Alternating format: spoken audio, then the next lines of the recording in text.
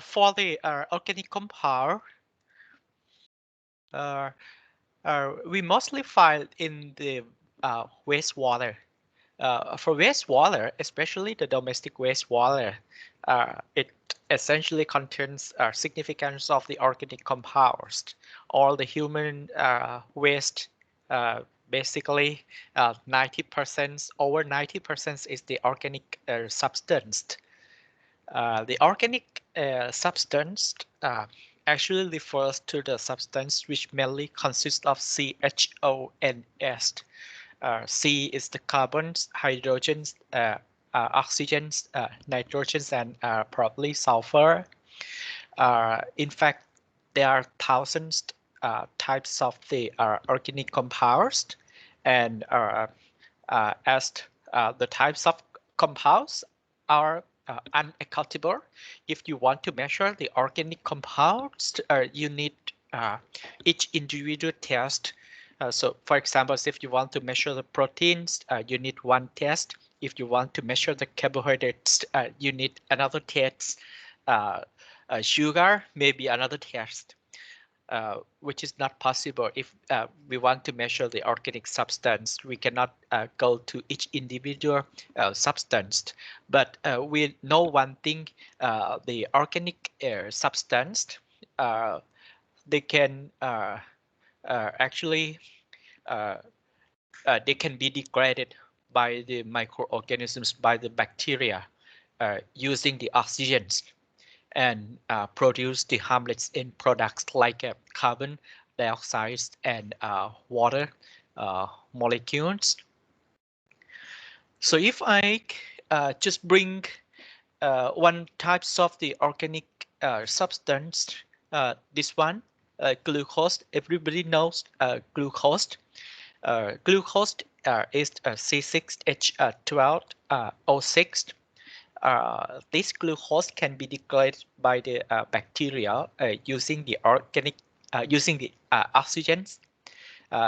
and finally this becomes carbon dioxide and water molecules. This reactions is actually called the aerobic uh, degradation. Aerobic degradation. We call it aerobic because the oxygen is used as the electron acceptor. So finally, the glucose turned into carbon dioxide and water molecules. If we want to analyze this equation, normally we call a stoichiometric equation. Equation like this, we normally call the stoichiometric equation. This one, uh, if you want to analyze this, you have to first start from balancing the equations. 6 moles of glucose, 1 mole of glucose contains 6 mole of carbon, so you put 6 here, and 12 more of hydrogens, so we put a 6 here. And then if you compare the oxygens, you must have to put 6 here. So once this equations is balanced, then we can compare in terms of the molecular weight. We can see that 1 mole of glucose requires 6 moles of oxygen to complete the degradations. On the other hand, we can say like the molecular weight of glucose is 180. The molecular weight of the oxygen is 32, but as we have 6 moles of the oxygen, so we can say like 180 equivalent to 192 grams of the oxygen, 180 grams of the glucose equivalent to 192 grams of the oxygen. So if I put just 1 grams of the glucose, so it will be equivalent to 192 divided by 80, or 1.06 grams of the oxygens. Uh, uh, the BOD or the COD, actually BOD or the COD is the oxygen demand. is the measurements of the oxygen's demand. So we actually measure the amounts of oxygen required or equivalent to the amounts of the organic compounds present in water. So as I told you previously, if you want to measure the organic substance, you probably need 1,000 tests. But if we know the characteristic of this organic substance, we know that all the organic substance can be degraded by using the oxygens, by the microorganisms using the oxygens. So oxygens are the same. Measurements of the oxygens require just only one test. So if we know the amounts of oxygen equivalent to the amounts of the organic substance, then we can easily measure the amounts of the organic substance. So the higher the oxygen equivalent will be, the higher amounts of the organic presence according to the stoichiometric equation. For the glucose, uh, suppose if I take a 1 liter of distilled water and put it in a beaker. So this is just the plain water, just only H2O. There is no other contaminants or the pollutants. If I added 1 grams of the glucose into 1 liters of water, so I can say that if I add 1 grams of glucose into 1 liters of water, so I can say that the glucose concentration is equivalent to 1 grams per liter. It is 1 grams per liter. And for 1 grams per liter, alternatively, if I convert it into oxygens, so this amount of glucose is equivalent to 1.06 grams of the oxygen, of course, per liters, because the volume is 1 liter. So this one, uh, usually this amount is the oxygen equivalence, or we can say that this is the oxygen demand or oxygen required if we want to complete the oxidations or degradations of this glucose. So this amount, so if we report it in terms of the milligrams per liter, so it will be 1060 milligrams per liter. And of course, this is the milligrams of the oxygens. This one is the grams of glucose. So this one, it's with respect to the molecular weight of the glucose, but this one is with respect to the molecular weight of the oxygens. So 1 grams of the glucose, if we add it, it will be equivalent to the oxygens, or we call the oxygen's demand 1060 milligrams per liter. This one is actually the oxygen's demand. This one is the oxygen's demand. Okay, we can say that this is the theoretical oxygen's demand, theoretical oxygen's demand. Because why I'm saying it's the theoretical, because this is uh, we calculated based on the stoichiometric equation. So BOD and COD. Now we are talking about the BOD and COD. B stand for the biochemical. OD, of course, comes from the oxygen's demand. C stand for the chemical. OD is also the oxygen's demand. So basically, both BOD and COD are just the test we use to measure the oxygen's demand in the labs. Okay. It may not be equivalent to the theoretical oxygen demand, but the oxygen demand refers to the amounts of oxygen required to complete the oxidations of the organic substance. Okay, so it's just a matter of the methodologies. If we use the biological method to measure the oxygen demand, we call the biochemical oxygen demand. So the amount that we have gotten from this analysis, we call the BOD. But if we use the chemicals to measure the oxygen demand, the amount that we have gotten from the analysis, we normally call the COD. Okay, it's just a matter of the method, but they are both represent the oxygen demand, and they represent the carbonaceous oxygen demand. Okay, carbonaceous oxygen demand. Carbonaceous means the oxygens required to complete the oxidations of the carbon associated organic compounds. Okay, because oxygens may be required for the complete oxidations of some other substance, not just the organic substance. For example, ammonia, oxidations of ammonia by the oxygens can actually transform this ammonia into the nitrite and little amounts of oxygens. Again, if uh, uh, required, uh, we can turn the nitrites into nitrate. This one is also the oxygen's demand, but not carbonaceous oxygen demand.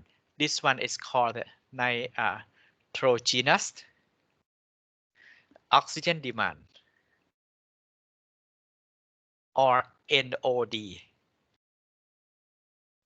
So, but the BOD, it's only the measurements of the carbonaceous oxygen demand. Okay, carbonaceous oxygen demand, not the nitrogenous oxygen demand. Uh, Not the oxygens used for oxidations of other compounds. Okay, so BOD and COD are both the measurements of the carbonaceous oxygen's demand, or carbon associated to the organic substance or the organic compound. So this is the theory, the meaning of the value. Okay, if I'm saying like the BOD, if I'm saying like a BOD equal to 20 milligrams per liter, it means that this amount of oxygen is required to complete the oxidations of the organic matters. I don't know how much, but anyway, uh, it's the indicators of the oxygen required. But if I'm saying like the BOD of the wastewater, it's 1200 milligrams per liter. It means that the amounts of oxygens required to complete oxidations of the organic matters in a wastewater is also as high as 1200 milligram per liter. So the higher BOD value means the higher oxygens required. So it means the higher degrees of the contamination. Okay, so the higher BOD, and then the higher degrees of the pollutions. Okay, uh, in wastewater, effluents from the wastewater treatment should not contain BOD greater than 20 milligrams per liter. I think this is one of the question asked in the midterm examinations. The BOD should not be greater than 20 milligram per liter. Okay, so for the COD, it's also the same as the BOD, but just the methods are different. COD should not be greater than 120 milligram per liter. So BOD always are smaller than the COD because according to the methods of the measurements, for the BOD, how do we measure?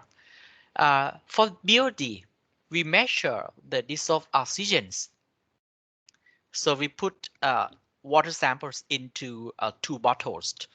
Uh, Both bottles are the same. Okay, both bottles are the same. But for the bottle one, we measure the dissolved oxygens uh, on the first day, on the day we start analysis. And the second bottles we measure uh, after we keep it in the incubator. We measure after we keep it in the incubator under 20 degrees Celsius for 5 days. We measure after 5 days. So we measure the dissolved oxygens after 5 days. This one is recognized as the DO5. Okay, as the DO5. Uh, According to the dissolved oxygens, the DO sat under the normal condition should be in the range of 7 to 8 milligram per liter. Okay, so In a water sample in the river, DO may be in between 5 to 6 milligrams per liter, or sometimes it could be higher, or sometimes it could be lower. But the surface water quality, dissolved oxygen should be greater than 4 milligrams per liter. For wastewater, the dissolved oxygens normally you will never find the dissolved oxygens in wastewater sample, so it usually 0 milligrams per liter because wastewater uh, are mostly the organic rich water. So the amounts of the organics is high, so there will not be any oxygens left. So oxygen's presence in wastewater will be oxidized or will be used to degrade the organic matters. But as the amounts of the organic matters is much greater, so uh, if you measure the dissolved oxygens, there will not be any dissolved oxygens left. So mostly wastewater, you will find the dissolved oxygens is 0. Okay. And for the surface water, if you measure the DO on the first day, suppose you measure today. Today is the Thursday. If you measure today as the DO 0, you may get the value approximately. It depends on the sample. Suppose you get like a 6.5 milligram per liter dissolved oxygens. So I'm not going to talk about the details how do we measure the dissolved oxygens because the week before the midterm exams we have already discussed about that. We still use the SI modification method to measure the dissolved oxygens. And for the DO zeros, we measure like today. So after 5 days, uh, so we counted Friday is the day 1. Uh, Saturday, Sunday, Monday, and Tuesday. On the Tuesday, we take the bottles, which we keep it under the temperatures 20 degrees Celsius and measures the dissolved oxygens again. So what will be the value you would expect it, the DO value you would expect it after we kept it 5 days? So some certain amounts of the oxygens will be used to degrade the organic substance presence by the microorganisms, which is already there, even a small amount, but anyway, it is already there. So some certain amounts of the oxygens will be uh, utilized. And if you measure the dissolved oxygens on the 5 days, the value that you will get will be smaller than the DO0. It depends on the organic substance, amounts of the organic substance. If the amounts of the organic substance is high, you may get DO left only 1 milligrams per liter. But if the amounts of organic substance is low, you may get the dissolved oxygens like 5 milligram per liter, like this. So if you find the dissolved oxygens DO5 1, so the difference between the DO0 and DO5 is um, 6.5 minus 1. This would be equal to 5.5 milligram per liter. This is the difference. But on the other hand, if you get like a DO5, 5 milligram per liter, it means that the difference is only 1.5 milligrams per liter. So the difference between the DO0s and the DO5 is basically the BOD value. So these are the BOD value. Okay, and as we measure after 5 days, normally we call this BOD value as the BOD5. Okay, BOD5. So BOD5 it's basically equal to DO0 minus DO5. Okay, this will be validated only water sample contains the BOD smaller than 7 milligram per liter. this will be valid only when the water sample containing the BOD5 are smaller than 7 milligram per liter. Okay, so this is the method we determine the BOD. Okay, but sometimes water sample, wastewater sample, especially a wastewater sample, it contains very high the organic substance. It contains very high organic substance. So in that case, you have to dilute. If the BOD5 is greater than 7 milligram per liter, you need to dilute the sample. In order to dilute the sample, you have to select the informations of the dilution percentage. This one is the percentage of the dilution. Normally, when we analyze the dissolved oxygens, we use the BOD bottle. BOD bottle, how does it look like? So you just come back to the previous presentations files. You will find that the bottle that we normally use, the total volumes is 300 ml. In case of the BOD is greater than 7 milligrams per liter, you would have to dilute the sample. So if you put the water sample, just 3 amounts, and then plus the dilution water.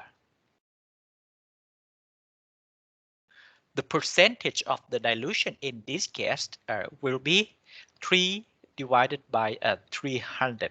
So this could be equivalent to 1%. Okay.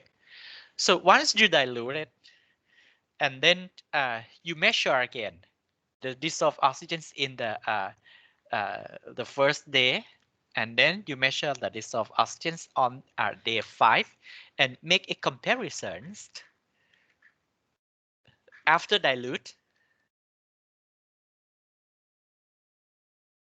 So you make a comparison between the DO0s and the DO5 after dilutions. Then you divide it by the percentage of the dilution. So if you are using 1%, you have to divide it by 0.01. For example, DO0, if you measure and then you get 7.2, and then DO5, if you get like a 6.2 milligrams per liter after keeping in the incubators for 5 days under 20 degrees Celsius. So if you divide it by 0.01, so this will be how much is it? เท่าไหร่100ใช่ไหม milligrams per liter. So don't be wonder sometimes the BOD5 it's greater than it could be 100 or it could be 1,000 because we dilute the sample. Okay. The thing is, if you really goes back to the instruction manual, you will find the percentage of the dilutions. According to the standard, you have to select 3 consecutive percent dilutions. It could be 1%, 2%, or 5%. So you have to choose 3 percentage of dilutions. So basically, if you go back to the if you take a look at the instruction manual,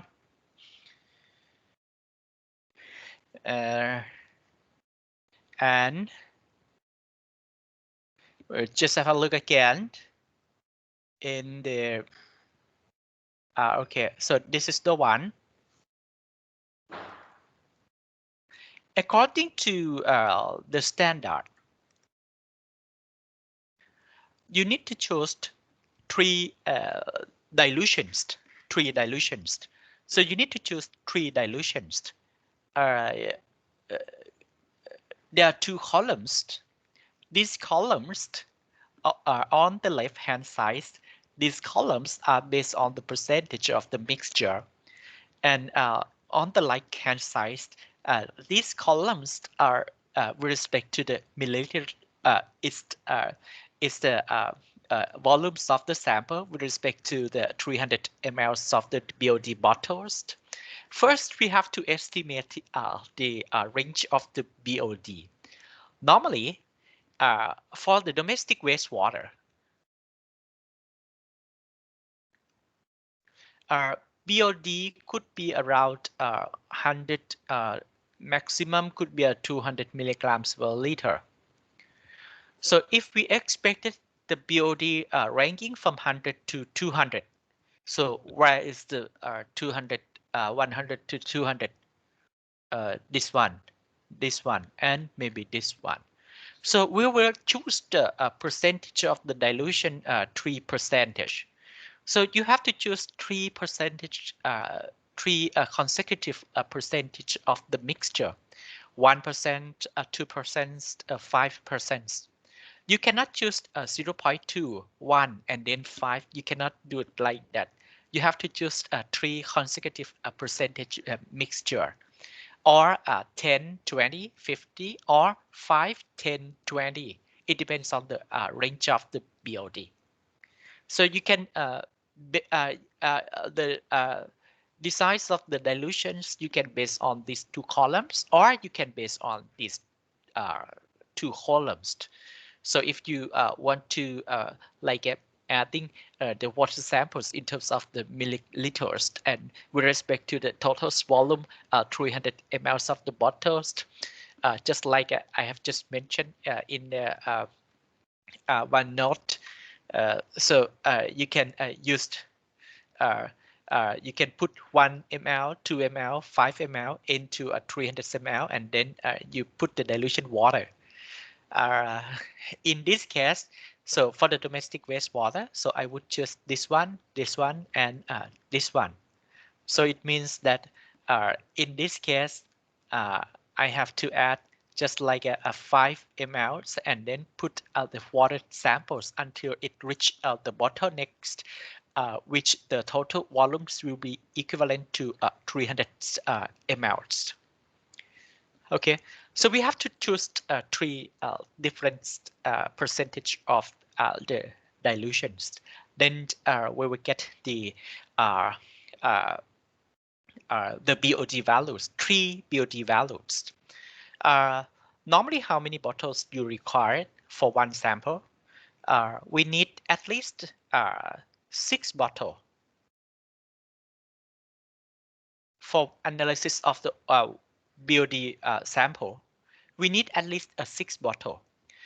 For the domestic wastewater, this one is the 1%, this one is the 2%, and the last one is a 5%. This is the DO0, and this is the DO5, DO0 and DO5, the same thing, DO0 and DO5. So according to this 1%, you will get the value divided by 0.01. This one, you will get the value divided by 0.02. This one divided by 0.05. DO0 minus DO5. So you will get three value. And then you take this value and get the average. So this will be the BOD value for the sample, and it is the BOD5. Okay, so one samples you need to do three different dilutions, and then the values you have gotten from three different dilutions, you will get the three BOD values, and then you take the average. If the this value it's quite out of range, uh, it is possible one of these will be quite out of the range. So after calculation, suppose you get like this one is 20, this one is probably 25, and this one is probably 47. So in this case, you don't take three values and determine the average. You only take these two. You cut this one off. Okay. This is the statistical. This is based on the statistical principle. Okay, so this is the way we determine the BOD value. Okay. Uh, Finally, we will obtain the BOD value. So we let the microorganisms do their jobs to degrade the uh, the organic matters, and we just measure the amounts of the oxygens that the microorganisms utilized. That is the ideas of the BOD measurements. Okay. Uh, so BOD, why we have to do it under 5 days? We have to do it over 5 days. The idea is that we have to do it over 5 days because so if we measure the BOD, if we measure the BOD, what will happen to the BOD value with respect to time? As I told you, we keep uh, uh, the bottle which we want to determine the DO5 in the incubator under 20 degrees Celsius with the uh, times for 5 days over 5 days. So if you could measure, if you could measures, but in fact you only have one bottle. But if you could make thousands bottles, you can check it like the DO on the first day, second day, third day, DO1, DO2, DO3, 4, 5, 6, 7, until unaccountable dates. So if you measure the BOD value, so for the first day, you may get the BOD value somewhere here. Second days, you may get the BOD value somewhere here. On the third day, and 5 day it's here. This is the BOD that we obtain after put it in incubators for 5 days. So this BOD value it's divided as the BOD5. Okay. So if you measure again for the after day 6, you measure the DO6, DO7, you will get the curve like this. BOD value will gradually increase, and finally it reached the constant values because the organic matters completely oxidized. This is more or less like a cumulative BOD value. So once the organic matters completely uh, degraded, there will not be any more BOD increased. So it will just be constant like this. So at the end, once this one is the finish, then the BOD values will reach maximums up to here only. No more oxygen still demand beyond this value. Uh, this values is actually, so if you compare with the theoretical oxygen demand, uh, as I told you, if I put 1 grams of glucose into 1 liters of water, you will get the oxygen demand of 1.06 grams per liter. That value is the theoretical oxygen demand. So if you can measure the maximum value, theoretically speaking, this will be the theoretical oxygen demand.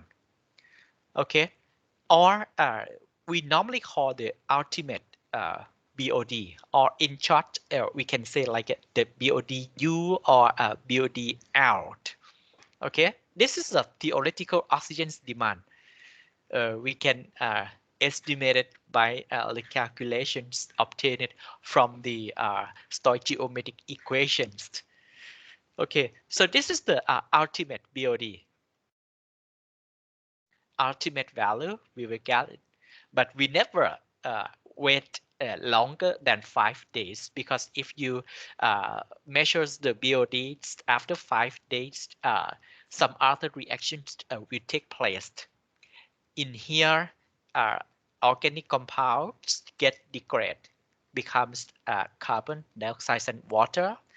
But after we keep it longer than 5 days, another reactions will take place. Another eight reactions which take place is the one I have just mentioned about uh, ammonia.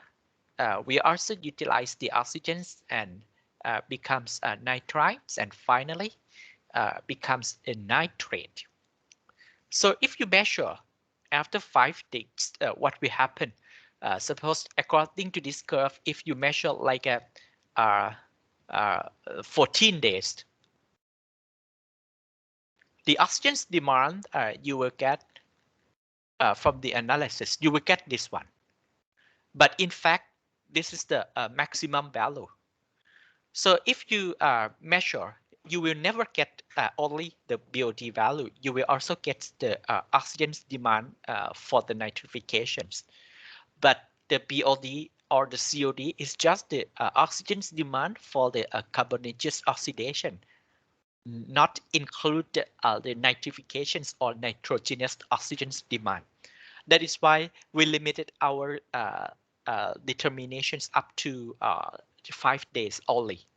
And BOD5 generally it would be about 68% of the BODU or the ultimate BOD.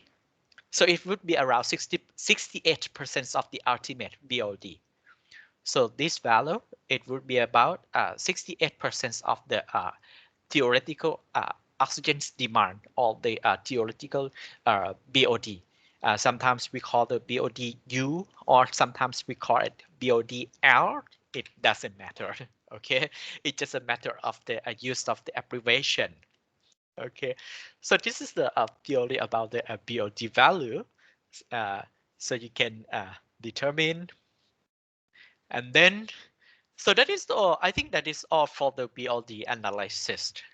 By 3 o'clock, you will get the results. The results obtained from the analysis will show you the BOD value, three values. Then you have to determine, and then you have to find out the average BLD value for each individual sample. Okay, that is about the BOD. I only have 5 minutes left. Uh, uh, for the COD, COD it's different. As I told you, it's just the matter of the methods used for the chemical oxygen demand. We don't use the microorganisms to measure the amounts of oxygen utilized, but we rather use the strong oxidizing agent, which is the dichromate. Okay, this dichromate, potassium dichromate, actually potassium dichromate. This potassium dichromate we added into the water sample. Okay, and then this dichromate will react with the organic substance under the acidic conditions. Uh, the temperature is 150 degrees Celsius. We keep it in the incubators for 2 hours. Then it becomes carbon dioxide and water molecules. And this chromium plus 6 becomes a chromium plus 3. Okay, so we determine the amounts of dichromate used. We finally determine the amounts of the dichromate used. Uh, as the dichromate is the very strong oxidizing agent, so that the amounts of dichromate used, if you convert it into the amounts of the oxygen's demand, it would be greater than the amounts that you can obtain it from the biochemical methods, measurements methods. That is why the COD value is much greater than the BOD value. Okay, because these dichromates, as they are the strong oxidizing agent, they are very powerful. Almost all of the organic substance can be degraded by this one. But for the microorganisms uh, using the oxygens, maybe not all organic substance can be degraded, or it can be degraded, but it may take longer than 5 days. So generally speaking, COD value is greater than the BOD value. Okay, so how do we measure the COD? Normally we use the tube. It's very easy for the COD. So we put a water sample, 10 ml. Then we put the dichromate 5 ml. The concentrations is about 0.0167. You can find out from the laboratory instruction manual. Actually 6, not 5. Then we put the strong acid, sulfuric acid, 14 ml. So the total volumes will be 30 ml. Okay. This reaction, we have to, the solution, sometimes we have to add the catalyst. Silver is used as the catalyst. So silver is added along with the acids. Okay, with the acids. And for the dichromates, we also added the mercuric sulfates along with this one. So this one will get rid of the some interference chloride, and this becomes the HgCl2. So chlorides can also be reacted with this one if it presents in water sample. Okay. So after adding these three together, we put it in the oven 150 degrees Celsius and keep it for 2 hours. So after 2 hours, we take out from the ovens and perform the titrations against the FAS. Okay, the FAS will provide Fe2 plus, and this one is the solutions containing a chromiums. So titrations, the reactions occur during the titrations. You can find out from the this one. Okay, the ferrous FAS react with the remaining dichromates and becomes a chromiums. So we only measure the dichromates left. Okay, and then once we measure the dichromates left, but the amounts of the COD, we only need the dichromates used. That is why in the laboratory instruction manual, you have to use the distilled water as a blank, just to make a comparison with the sample. Okay, so this is just the quick explanations about the BOD and COD. The lab's results will be distributed at 3 o'clock. So hopefully you can make use of that results to prepare the lab report. The submissions could be done by the next week. So you have to submit the labs on a Wednesday, next Wednesday. I'm not sure whether you have a question or not today. It's just a quick explanation. I have to leave the office by 2:30 in 4 minutes. Do you have any question by now? มีคำถามไหมฮะเดี๋ยววันนี้พอดีผมต้องรีบนิดนึงมีไหม